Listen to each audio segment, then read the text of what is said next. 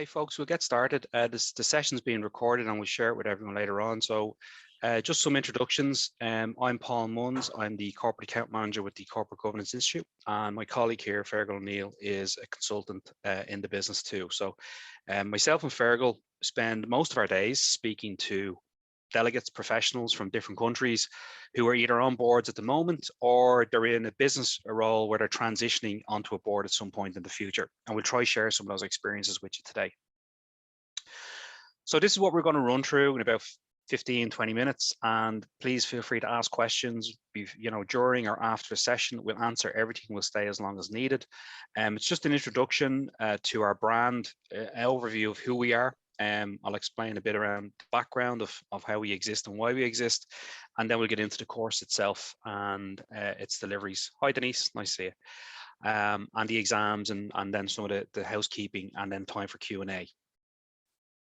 So I suppose just to give people, sometimes when you're researching education, you'd like to hear the story behind the company and why we exist. So the mission statement of the Corporate Governance Institute is to democratize the world of corporate governance.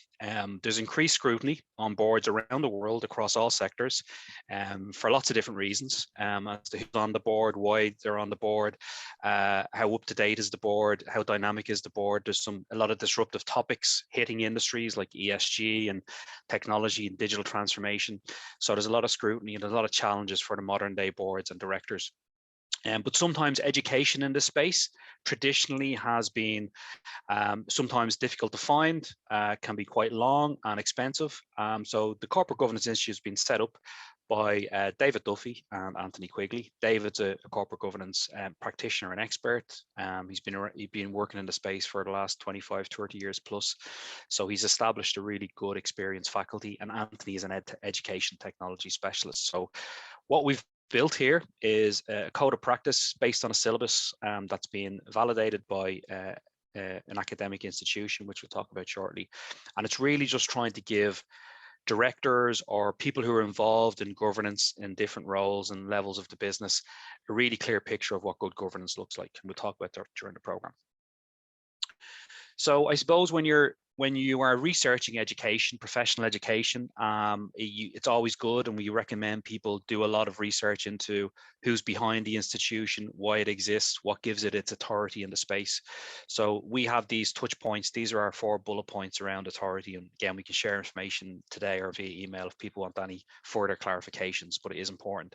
So as I said, our co-founders combine governance expertise, which is David Duffy. David's a published author in the space, and it's David's connections globally that have helped us build our faculty and our governance advisory council.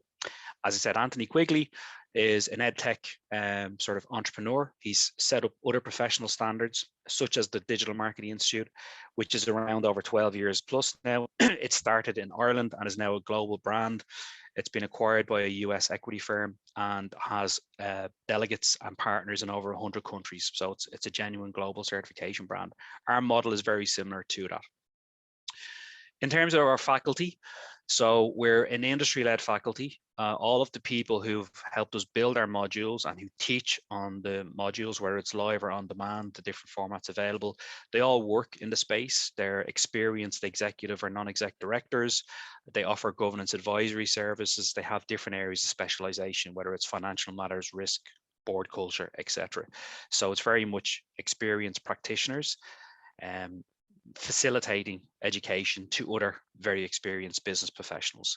Our course has an academic stamp of approval from Glasgow Caledonian University, which is important. That's a third party, another institution saying that our process and practices around education are up to a certain standard and are fit for purpose. So our pedagogy is good, the syllabus is well built, the exams are safe and secure. So Glasgow Caledonian offer the award with us for our professional diploma in corporate governance. But also because we're an industry-led education brand, we have a governance advisory council. So this again is a collection of practitioners from different parts of the world, all very expert across different matters in corporate governance or areas of corporate governance. And they're a steering committee. They meet twice a year. And they help us, they validate our existing programs that, again, we're teaching professionals and delegates what are the current best practices and methods around corporate governance. They're also helping us build new products. So these people will look globally, what are emerging board topics like cybersecurity for boards, digital transformation, ESG. So on the back of the work with our Governance Advisory Council, we've built and we're launching these new products this year. So the Governance Advisory Council play a very important role in our current and future product development. Again, because we're industry led, we have to be up to date and keep giving our delegates, past, present and future, lots of different education options that prepare them for whatever pathway they want to take. As we go through the session, I will try bring in some delegate personas so people can see if a bit of themselves and some people who are taking the program up to now. So visually, our core offering at the moment is a diploma in corporate governance, an 11-module program that can be taken in a few different formats, all online, some live, some another option self-paced. The diploma is based on a well-structured industry-built syllabus, a secure exam, and a piece of certification that we issue with Glasgow Caledonian University. And then we, as part of the ongoing sort of CPD experience, we have professional membership. Membership is baked into the diploma, and people have an option to renew after 6 months if they so wish to. Membership is where we cover a lot of just-in-time, training and education in this space through master classes, lunchtime webinars, a lot of really good practical documents that people on boards need to have access to, whether they're company secretary or chair or executive or non-exec director. So we try to cover all of those areas in membership and protect people from current or future board scenarios that they may encounter. We are also branching out into some specialist certifications, which we'll talk about at the end of this session. So without going, because some people here may have already looked at the brochure and done a lot of research into the product itself or had conversations with myself or Fergal, I won't go through every single module, but just to give people a flavor of what we're trying to cover on this diploma. We have very, very busy delegates who take our program. Most people are either, a busy executive professional with responsibilities in certain areas of governance, and they're using the program to, grow or expand or take on more projects in the space and go up a level in their company. Other people might be C-level leadership figures who want to have a better understanding and relationship with their existing board. Maybe at some point in the future, they want to transition into non-exec directorships. And we have a lot of directors, executive or non-exec directors who want to take the program, get a certification, learn more about best practice and process, and also maybe look at some emerging topics that make them feel better prepared for their career as a director. So we get those different types of delegates. I suppose what the common thing that bonds everybody is everybody has a part to play in the governance ecosystem of their business. So we look at governance as being what are the basic fundamental areas of governance that everyone needs to be aware of. So you get your introductory module, governance architecture, people understand what does good architecture look like, committees, subcommittees, board structures, who should be on the board, and it's really important that everybody knows what their role is, even if they're in the area where they're reporting directly into subcommittees or subsidiary boards or boards and full boards themselves. We try to give people an understanding of what a company director, executive director does in one module versus a full module on the role of a non-exec director. Again, from experienced delegates who take our program, there can still be some gray areas or confusion about the roles of executive or non-exec directors around the boardroom table. Again, other really sort of fundamental areas of governance will be like the governance handbook module and the reporting module. Again, these are like what we would say as being best practice, best process areas where it help boards be as efficient as they could be. Again, from experienced delegates in the program, sometimes a governance handbook can be left out of date. Maybe it wasn't someone's specific responsibility to update it, and it exposes the board because if the handbook doesn't cover the current state of affairs in the organization and behaviors and how a board is supposed to engage with each other, it can expose them to some issues. So governance handbook and reporting are very important modules. And then I suppose we get into some of the more strategic areas of governance, the culture of the board. That's becoming a strategic area. Is the board diverse enough? Again, feedback, because we're well connected. We have potential partnerships with some stock exchanges around the world who have listed companies. Feedback from the stock exchanges are, one stock exchange has 1,400 plus companies listed. They're increasingly interested as to who are on the board of the 1,400 plus companies. Is the board diverse enough? Is there enough diversity of skills? Because boards that lack diversity are potentially risky long-term investments, and that's where stock exchanges are looking at this as a sort of an area. The culture of a board is becoming more and more important. And then around risk, evaluating performance, strategy. Again, these are very financial matters, very, very particular modules. Question that often gets asked around a financial matters module. We get a lot of delegates who don't come from a financial background. That's okay. This module is designed to take somebody from a non-financial background up to a level where they're comfortable reading financial reports at board level and asking good questions and assessing the answers. Obviously, some delegates come from a financial services background or come from a risk and compliance background. So that's where their strengths lie, and they might have to top up in other areas. Nobody building a career as a non-exec director can be an expert in every single area. A lot of what you're trying to do is maintain your strengths or improve on them, and then reduce your weaknesses, areas that you're not as strong in based on your experiences. So that's a flavor of the program. It's an 11 module program. It's very practical. It's very robust. Every module is written by an industry practitioner, so it's not a very elongated theory-based course. It's very much experienced practitioners trying to facilitate a session with other experienced delegates, which we have, to understand what are the essentials or what is the most important information I need to get to as quickly as possible. Because as I said, a lot of our delegates are very busy. They're juggling this course with an executive career and or positions on board. So we don't try hold people in the class any longer than necessary. This diploma will prepare people fully for whatever governance scenarios they might encounter in the next 12 to 18, 24 months, and have a piece of paper to prove it, and membership to keep maintenance going. So the personas that we get, this is probably, as best the way we can frame it as possible.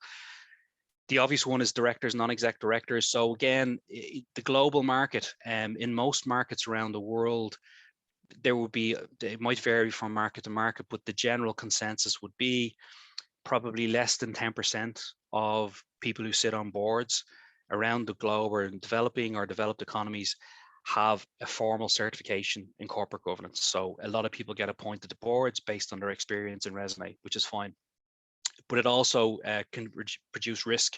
So it means that some directors find it hard to adjust to life at board level because their induction was, vague or lacked depth. They may not be able to perform as efficiently, or they have to learn on the job. And for some of the reasons we spoke about, these emerging areas of governance and improving board culture, it's becoming, more imperative that people prepare for a board position as they would for any other position. Get well trained, have some proof of training, and again, it's another tick box for people. So that's why even experienced directors and non-exec directors circle backwards and look to validate previous experience, get some good training, improve in some areas, and feel better about maybe expanding their portfolio of boards that they sit on or go into different industries. We get a lot of C-level business leaders. So people are working COO, CEO, CFO. They're already on the board in an executive capacity, and they may be taking the program to improve their current position in the company and get more benefits from the relationship with the board by understanding how corporate governance works from even a non-exec director viewpoint, and also most C-level business leaders we speak to are always looking at a possible transition at some point, whether it's 6, 12, 18 months from now. They may move away from the full-time executive day-to-day career and start to build a portfolio of non-exec directorships. And again, feedback from non-exec directors, we run a lot of sessions with non-exec directors, is that it's an interesting, varied career. There is a transition period where you have to look at finances. But the consensus would be it takes about 12 to 18 months to build and secure your first couple of positions as a non-exec director. Company secretaries, very singular position on a board. Again, that can be a full-time company secretary, someone that's formally trained in the space. It can be the CFO. It can be different personas in different organizations. Again, a company secretary might be taking this program, looking to broaden their governance knowledge and capability. Maybe at some point transition into a non-exec directorship, because company secretaries are in a unique position. They have a lot of really good governance experience. And then I suppose the last two bullet points, professionals that have very specific governance responsibilities right now, or aspiring directors. Sometimes that can be the same person. So we have people that have a very definite role around risk, compliance, reporting financially into a board, reporting strategy into a board. We're even seeing now in some large companies around the world, they're starting to set up ESG or sustainable business units in departments, who again will start to build a reporting line into the board as ESG becomes a bigger topic at board level. So again, those individuals will often be taking this program just to build their corporate governance knowledge, maybe become a director in the future, but their pathway might be a longer time frame than maybe the CEO or a C-level leader, and that's how that individual might be taking the program. Okay.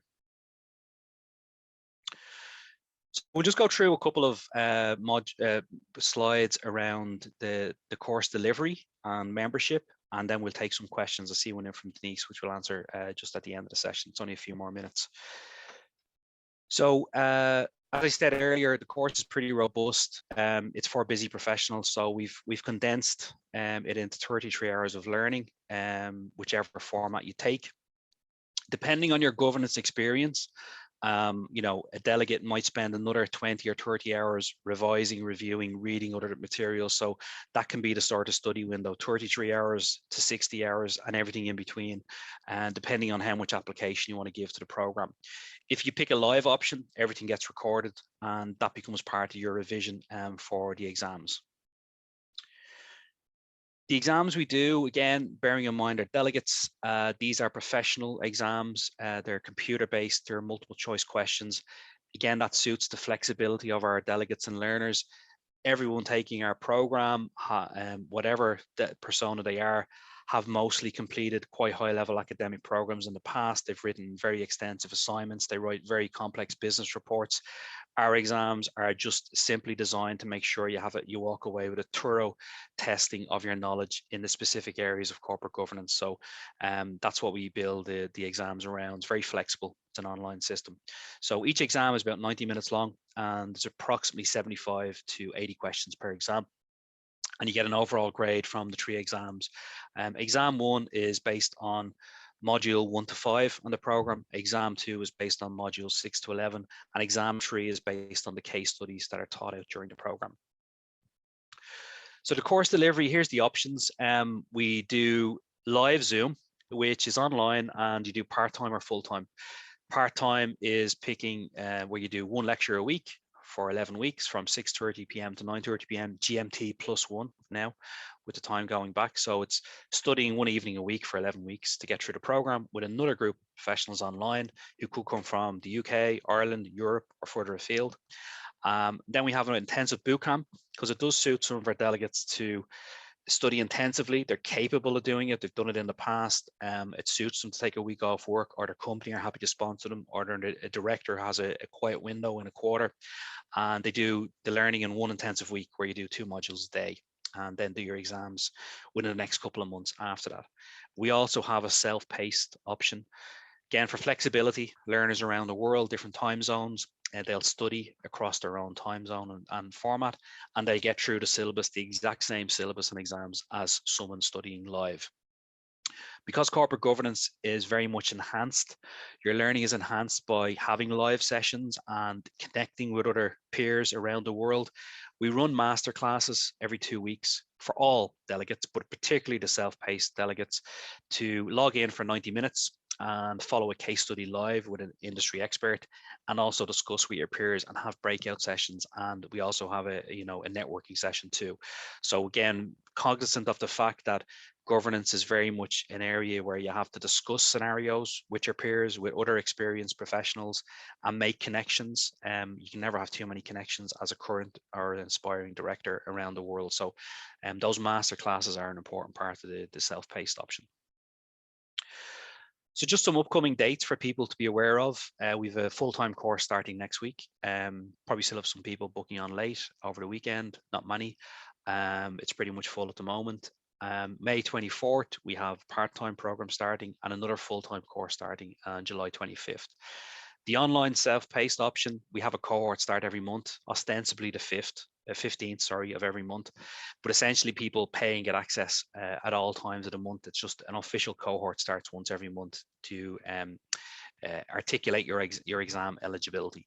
So in terms of exams, no matter which format you take, everybody has, from the moment they start, 6 months to do their training and take their 3 exams, okay?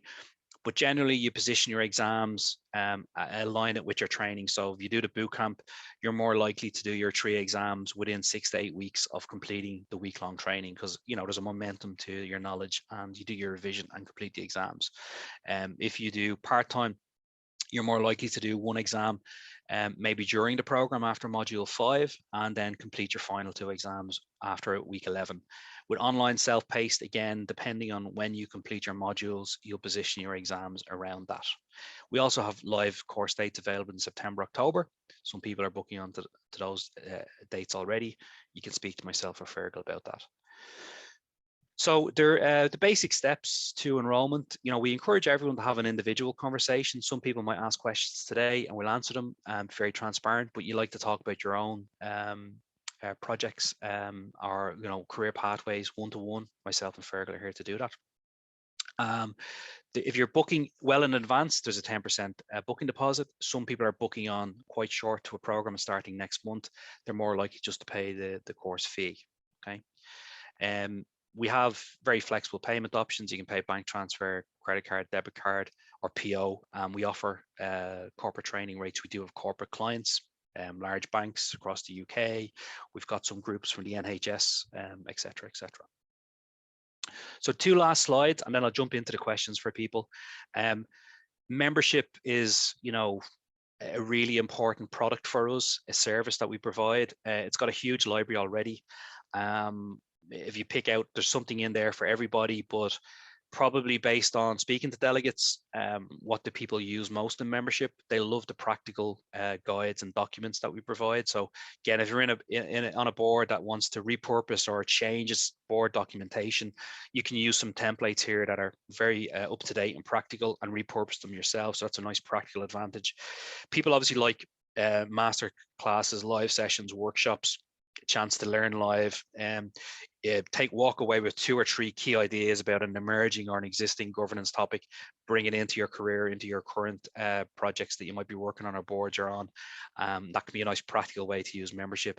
And increasingly, it's giving people a chance to connect and build opportunities for themselves. So we have a members directory, and we're building connections with some really good specialist recruitment brands or individuals who appoint people to boards.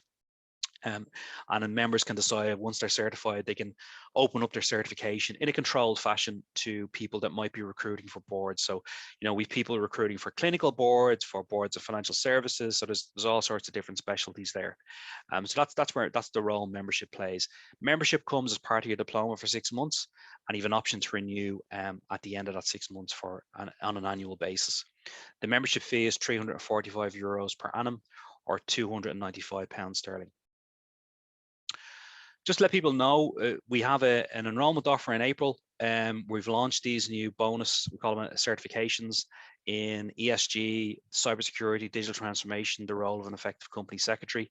We're giving people a chance to add one of these. These will, the RRP, these will retail for €495 per course, or £425 sterling.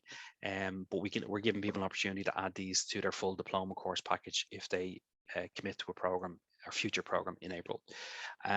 These are again based on the work we did at Governance Advisory Council, where these are the emerging topics. So if you speak to anyone on a board right now, what topics are starting to emerge or cause a bit of discomfort, maybe sometimes because of lack of expertise around the boardroom table, environmental social governance, huge area, omnipresent, a lot in it. Still a lot of unregulated or unreliable information out there. So again, we've just put together a good solid 3.5-hour certification, which will help board directors start to understand what is ESG and how can we start to bring it onto our board agenda in a responsible way, and who do we need in our organization to report to us on the E and the S and the G. You know, it's broken down to 3 areas. Cybersecurity is coming up increasingly. You know, if you look around the world, there's been plenty of cyber attacks from countries and, you know, bad actors, and, you know, companies and brands have to be aware of that. So again, the average director just has to have a working knowledge of cybersecurity matters for the board, so they can interrogate or ask good questions of any expertise that reports into the board. Same with digital or change transformation and role of a company secretary. So that is the session, and I'm going to go through a couple of the questions here. Denise O'Connor, thanks Denise, is the diploma recognised by the Central Bank of Ireland? So I've had, and Fergal, you can jump in a second as well. I've had conversations with professionals in the financial services sector. We've had people from Morgan Stanley take the program, different banking institutions, AIB, etc. Ours is an independent qualification. It's a global certification standard.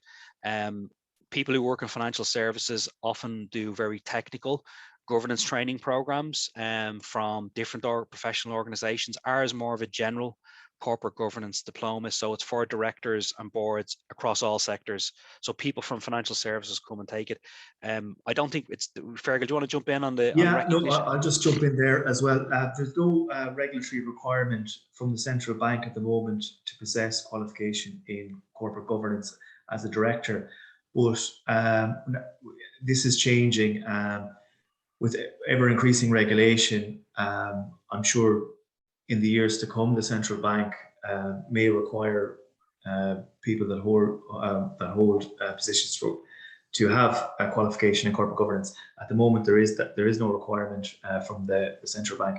We've actually had a number of people that work for the central bank have completed this diploma as well, if that helps. But generally, we get a lot of people from the financial sector enrolled on this course as well. Yeah, and just to back up what Fergal said, from speaking to people in financial services, sometimes they use our course in parallel to some other more technical governance training they might do that relates to their industry. And we have 1 or 2 affiliate partnerships with other financial services membership organizations in Ireland where they offer our diploma to their members at a reduced rate, because it fits in with their overall education offering, which again we can talk to you about. Joseph, just good questions on the exam dates. The exams are all flexible, they're online, so each individual delegate takes the exam whenever they're ready to. It's on a platform called Cirrus, so you've complete flexibility. Again, that suits our typical delegate who likes that flexibility. So you book in, you do your exam online at a time or a date that suits you. It's very, very flexible.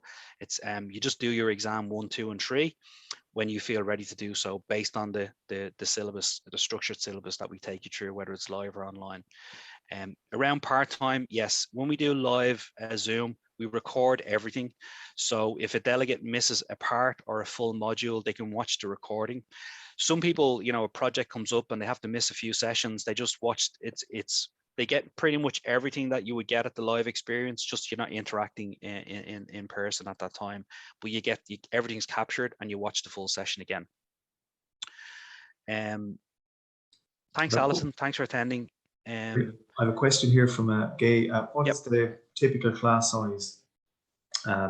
This can vary depending on which course you take.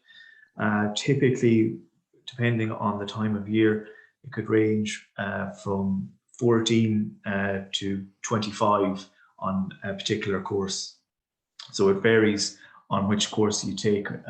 Paul, do you maybe want to elaborate? Yeah, that's about right. So, Gay, we would probably see in months like January, February, or October, September, the class size is likely to be 25, 30, because seasonally that's for directors particularly, that they're good education months. Then you might have another cohort, like the one starting next week. We have a full-time boot camp. I think there's 18 people starting that program. So Fergal says averages from 14, 15 to 25 plus on the live. With on demand, we have cohorts. Yeah, no, it's not 200. Be great if it was. No, you couldn't really, because the classes are, we have breakout sessions, and it's like a hybrid board meeting, you know. So we'd have to watch the numbers that they don't, you know, become so big that you wouldn't be able to get through the lecture. So yeah, it would be those quality sized cohorts. With online on demand, you might have a batch of 10 or 12 people that are starting, you know, every 2 to 4 weeks. But obviously they're not studying together in the true sense. They're accessing the content when they want.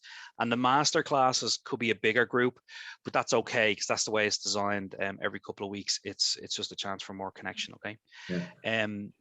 There's no negative marking on the exams, Fergal. I think it's fair to say it's just a Yeah. simple. Yeah. Yeah. No, I think the time constraint, given it's enough, you're under, I suppose, serious time constrictions. So to get through the multiple choice questions, we feel that's appropriate. Imposing a negative marking would have been unreasonable. So, you know, and we think that it's more than fair. Yeah, and just a bit of feedback on the exams, because it does come up. It's an important part of the program. Look, we have some delegates who have very, very extensive business experience, but they may not have taken a bit of formal certification or training for a considerable period of time.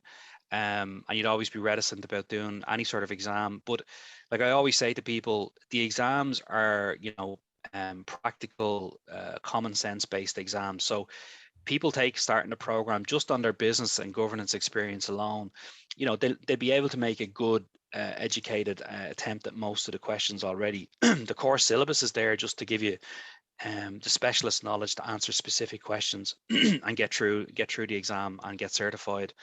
Of the delegates to take it, and you know, we did about, I think about 430 professionals across 16 countries came through the diploma last year. About 95% of those people went through the final certification and passed or got whatever grade they got.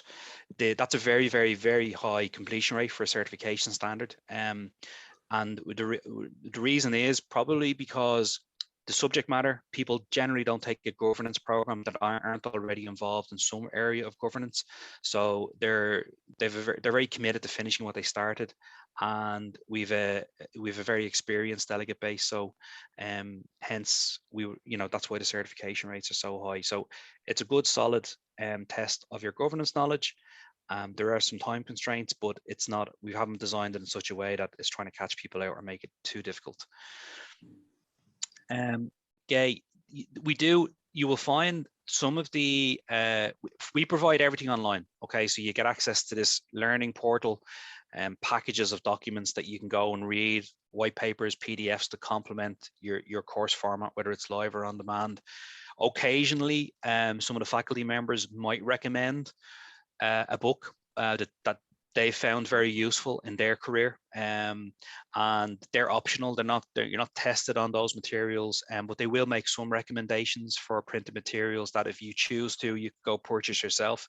We do provide a lot of case studies and information from different parts of the world that relate to governance that we've vetted, and we're happy to provide it as being a good, reliable source of information.